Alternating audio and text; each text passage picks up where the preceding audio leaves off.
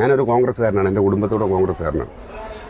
ഇത് ഇങ്ങനെ ഒരു ചതി ഇവർ കയറിയിട്ട് ചെയ്യുമെന്നുള്ളത് ഞങ്ങൾ സ്വപ്നത്തിൽ പോലും മേടിച്ചില്ല. ദിവസം 1000, 1200 രൂപ ശമ്പളം ഇതിൽ മേടിച്ചുകൊണ്ടിരുന്നത് ഞാൻ. ഇപ്പം 500 രൂപ, 400 രൂപ, 600 രൂപ ഇങ്ങനെയുള്ള രീതിയായി. കുടുംബം പട്ടിണിയാകുന്ന അവസ്ഥയാണ്. ഒരു നിവൃത്തിയില്ല. മാന്യമായിട്ട് ഓടിക്കൊണ്ടിരുന്ന ഒരു പ്രസ്ഥാനമായിരുന്നു.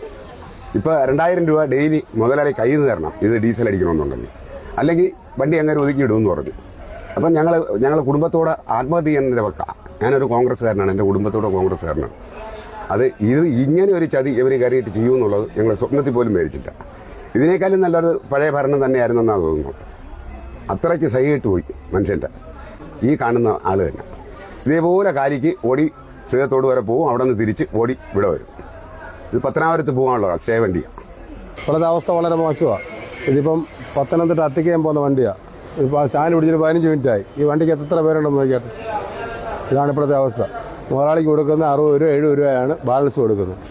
അതിൻ്റെ കൂടെ ഡീസലിനും വില കൂടി, യാത്രക്കാരും ഇല്ല. ഉള്ള KSRTC സമയം തെറ്റി ഇതിൻ്റെ കൂടെ കയറിഞ്ഞ് വരിക. അവർക്കിപ്പോൾ സമയമൊന്നുമില്ല. തോന്നുന്ന സമയത്ത് ഓടുക. നമുക്ക് ആളില്ലാത്ത വല്ലാത്തൊരു പ്രതിസന്ധി ഇപ്പോൾ നേരിട്ടുകൊണ്ടിരിക്കുക. ചോറിൻ്റെ സമയത്ത് നമ്മൾ ഒരു കടുങ്കാപ്പി പിടിച്ചിട്ടാണ് ഇപ്പോൾ നിൽക്കുന്നത്. അതാ ഇപ്പോൾ അവസ്ഥ. 15 മിനിറ്റായി വണ്ടി സ്റ്റാൻഡ് പിടിച്ചിട്ട്. ഈ വണ്ടിക്ക് എത്ര പേരുണ്ടെന്ന് നോക്കി. മറ്റേ സമയം സീറ്റിംഗ് ആളാവേണ്ടതാണ്. 3 ബസ്സിൻ്റെ ഓണറും കൂടിയാണ്. പക്ഷെങ്കിൽ ഇപ്പോൾ അത് ഓണറാണെന്ന് പറയാൻ പറ്റത്തില്ല. കാരണം ഇപ്പോൾ ഞാൻ നിലവിൽ തൊഴിലാളിയാണ്. കാരണം വെച്ചാൽ ഈ സൗജന്യ യാത്ര വന്നതിന് ശേഷം വാഹനത്തിൽ കളക്ഷൻ ഇല്ലാത്ത ഒരു അവസ്ഥയാണ്. ഡെയിലി 3500 രൂപ 4000 രൂപ കടത്തിലോട്ടാണ് പോയിക്കൊണ്ടിരിക്കുന്നത്. എൻ്റെ വാഹനത്തിലെ കണ്ടക്ടർ ഇന്നലെ പമ്പിൽ ഡീസൽ അടിച്ചു കഴിഞ്ഞപ്പോൾ ഞാൻ അദ്ദേഹത്തിന് 10,200 രൂപ ശമ്പളം വാങ്ങിച്ചുകൊണ്ടിരുന്ന വ്യക്തിയാണ്. അദ്ദേഹത്തിന് ഞാൻ ഇന്നലെ എൻ്റെ അവസ്ഥ വെച്ച് തന്നെ 800 രൂപ ശമ്പളം കൊടുത്തപ്പോൾ അദ്ദേഹം അതിൽ നിന്ന് 300 രൂപ തിരിച്ചു തന്നിട്ട് പറഞ്ഞു 500 മതി എന്ന് പറഞ്ഞൊരു അവസ്ഥയാണ് ഇപ്പോഴത്തെ കണ്ടീഷനിൽ. ഇതിപ്പം ഏകദേശം 12,500 സ്വകാര്യ ബസ്സുകളും അതുപോലെ തന്നെ 25,000-ഓളം തൊഴിലാളികളുണ്ട്. ആ തൊഴിലാളികളെ കൂടെ ചേർത്ത് നിർത്തിക്കൊണ്ട് വേണം മുന്നോട്ട് പോകാൻ. ഞങ്ങൾക്ക് പറയാനുള്ള, ഞങ്ങൾ സർക്കാരിന് മുമ്പിൽ വെച്ചേക്കുന്ന ഒരു സജഷൻ എന്ന് പറയുന്നത്, KSRTCയിൽ കൊടുക്കുന്ന പോലെ തന്നെ സ്ത്രീകൾക്ക് 0 ടിക്കറ്റ് സംവിധാനം കൊടുക്കാൻ ഞങ്ങളും സ്വകാര്യ ബസ്സുകാരും തയ്യാറാണ്.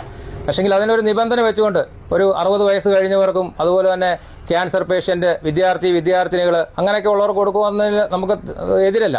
കാരണം അങ്ങനെ വരുമ്പോൾ ഈ സ്വകാര്യ ബസ്സും KSRTCയും നിലനിന്നു പോകും. അല്ലെങ്കിൽ ഈ സ്വകാര്യ ബസ് എന്ന് പറയുന്ന വ്യവസായം വരും തലമുറയ്ക്ക്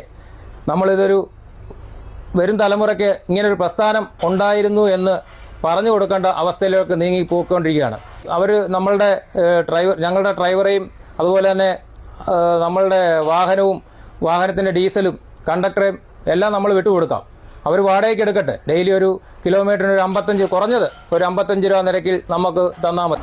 റാന്നി പത്തനംതിട്ട റൂട്ടിലാണ് ഞാൻ ജോലി ചെയ്യുന്നത്. എന്നാൽ 1000-1500 രൂപ കുറവാണ് ഇപ്പോൾ കാണുന്നത്. ഞങ്ങളെ ഏൽപ്പിച്ച് വിടുന്ന മുതലാളിമാർക്ക് അവർക്ക് 120, 500, 250 രൂപയാണ് വൈകുന്നേരം കൊടുക്കാൻ പറ്റുന്നത്. ഇങ്ങനെ പോയാൽ എങ്ങനെയാണ് ഈ ട്രാവൽസൊക്കെ നിന്നു പോകുമല്ലോ. അതുകൊണ്ട് ഇതിന് വേണ്ടുന്ന ഒരു മുൻകരുതലെടുക്കണം. ഇതിന് വേണ്ടുന്ന ഈ പ്രതിസന്ധി തരണം ചെയ്ത് മുന്നോട്ട് നീക്കണമെന്ന് താഴ്മയായിട്ട് അഭ്യർത്ഥിക്കുന്നു.